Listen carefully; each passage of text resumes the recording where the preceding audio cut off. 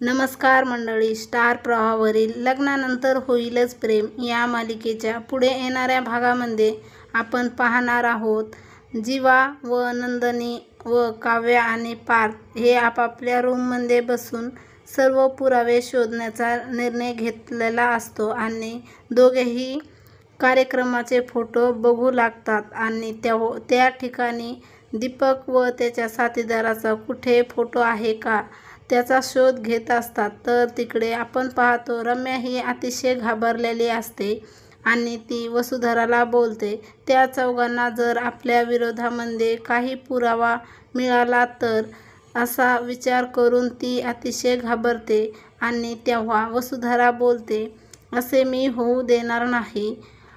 त्यावेळेस आपण पाहतो पिऊची आई त्या ठिकाणी फोटो घेऊन येते आणि तो फोटो दाखवते.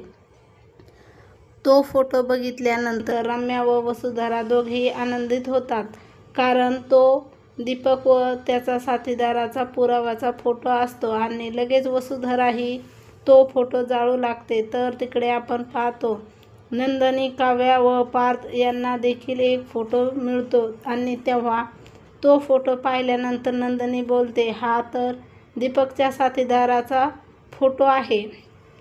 तेव्हा काव्या बोलते ह्या व्यक्तीला मी आणि पार्थ दोघेही ओळखतो आणि तेव्हा नंदनी काव्याकडे पाहू लागते. आता पुढे येणाऱ्या भागामध्ये काव्या व जीवा व नंदनी दीपकच्या साथीदारापर्यंत पोहोचणार का हे पाहणे अतिशय रंजक ठरणार आहे.